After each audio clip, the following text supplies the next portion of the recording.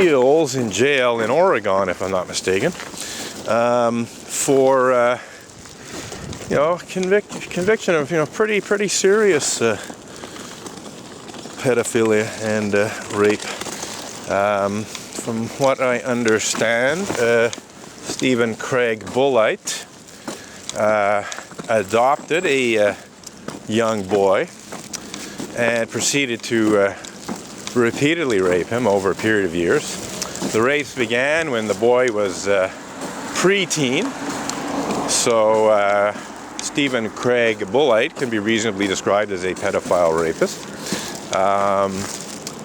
He was sentenced to a fairly stiff jail term because this young boy wasn't the only victim. And then, as I understand it, his jail term was extended when other crimes came to light. I'm not 100% sure if it's the same crimes. I think it is based on what I've seen, but I'm not 100% sure. So essentially, Stephen Craig Bullite is a Unitarian Universalist, a religious educator, sex criminal who thankfully is cooling his heels in jail. Not all of them are. And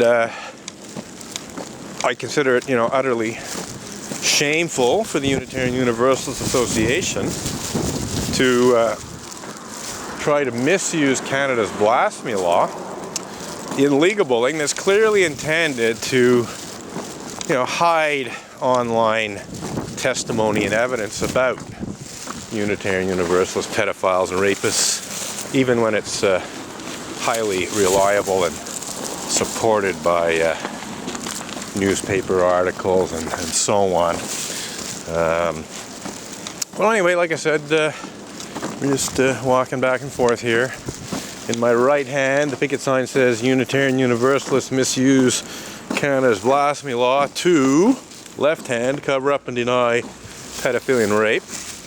Entirely truthful statement based on the fact that the Unitarian Universalist Association did in fact hire Stikeman Elliott barristers and solicitors to falsely accuse me of blasphemous libel in an effort to intimidate me into removing blog posts about Unitarian Universalist pedophiles and rapists.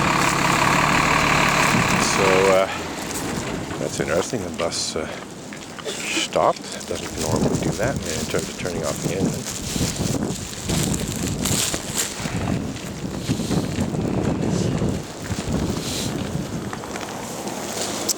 So, let's look at the other picket signs here. You use censor and suppress critics. Well, that one pre-existed the picket sign I just spoke about. The Unitarian Universalists have been censoring and suppressing me for the better part of 2 decades now.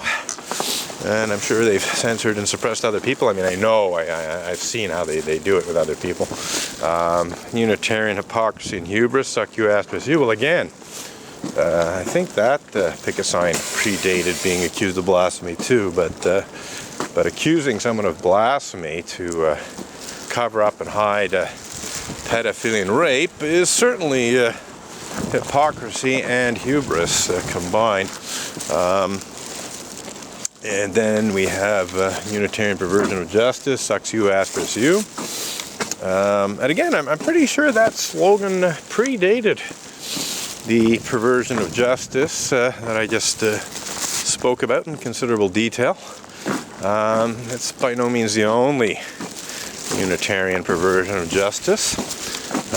Unitarian Universalists have been perverting justice in terms of my search for justice since, let's see now, I think I can say that as far back as 1996, indeed even 1995, Unitarian Universalists were, twisting things and bending things, bending justice in an effort to, deny and prevent justice. They were not implementing their rules, or they were, inappropriately implementing, other rules and so on. They weren't doing the right thing in terms of the justice I was seeking. And I'm sure, even before I came on the scene, they were perverting justice. In fact, we can go back to Reverend Mac W. Mitchell. There's a case of clear attempted perversion of justice to protect the pervert, as it were. My research into the Reverend Mac Wallace Mitchell case shows that Unitarian Universalists tried to convince Reverend Mac W. Mitchell's victims to sign confidentiality agreements so that he would not face criminal charges. That all fell apart when some members of the church did the right thing. And I'm talking to camera, don't worry. So getting some funny looks because I'm talking to nobody. But then again, these days, someone talking on their cell phone is also talking to nobody. It's getting hard to distinguish, between someone talking to a cell phone or a camera and someone who's talking to an imaginary friend. So I do understand why I get a second look sometimes when I'm talking to the camera here. Anyhow, getting back to the Mac Mitchell case, this is the early 90s, 91, 92, so 30 years ago and more.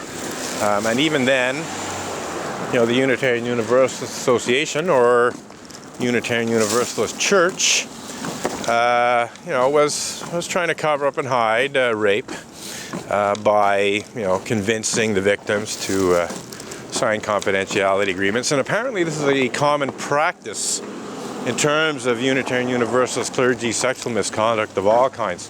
According to an expert who knows a lot about this stuff, it was very common practice for the Unitarian Universalist Association to cajole or coerce victims of clergy sexual misconduct into signing confidentiality agreements in order to keep it quiet. So one does have to wonder, how many victims have been silenced in that manner by the UUA. And yes, I do consider, having, basically making victims sign confidentiality agreements to be a form of perversion of justice. By no means the only one. But in my own case, I've had false criminal charges brought against me, not just accusations, but actual charges that I was acquitted of after 3 years worth of court dates, when the Crown prosecutor couldn't prove a single one of the 4 or 5 points of law he had to prove beyond a reasonable doubt to obtain a conviction. I've had Unitarians try to shut down my protest permanently by seeking a restraining order against me on the basis of paranoid fantasies or perjurious lies, or a combination of both. And they were partially successful. I had a rather hard-nosed judge who basically disregarded a lot of legal niceties and prevented me from properly defending myself against the lies the Unitarian Universalists were telling. And she granted a 1-year restraining order. The leaders of the Unitarian Church of Montreal thought that they would be able to extend this restraining order indefinitely.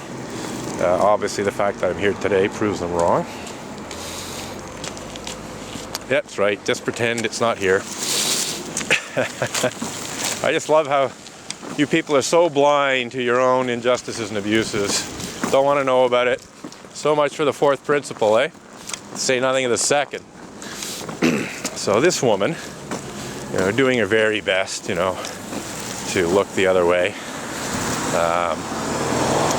It's typical, there's many, many, many other members of the church who, look the other way as they pass my picket signs, even though what's on them is entirely truthful. supported by plenty of evidence, but they don't want to know. You know, they're just not interested in knowing the truth about Unitarian Universalist clergy misconduct and cover-up and denial thereof. I mean, they're part of the problem. They're part of the denial. I got a wave from someone there. Interesting. So I don't know quite who that was. I think it's worth a check. But yeah, it was a nice friendly wave with a smile. Let's see where they're going, because I'm not sure, but the car looks familiar. And I think they're parking. We'll see, but I have a feeling, having less of that feeling now, that I briefly thought that it might actually be an unmarked police car, but that may not be the case. But I thought, based on who I saw in the car and what they were wearing, that they might be SPVM police officers in an unmarked car, but I think now that probably isn't the case. But nonetheless, I got a nice friendly smile from somebody passing by and parking, so I don't know if they're attending the church or not. I guess if they come this way, we'll know soon enough, but they may enter the church through the rear entrance rather than come down this way, if that's what they're doing, if they're actually going to the church. They could just be residents, could be people living in the area who've seen my picket signs, you know, for some time now. Anywho, let me just check the camera, see if it's still running. It's not that cold, but it might be cold enough to cause the battery to die. No, we're still good, but we're running out of time here. Got about 5 minutes left. So, we shall probably wrap up this clip and start a new one shortly. Just wait till a few people pass, and then we will start a fresh half-hour segment of video.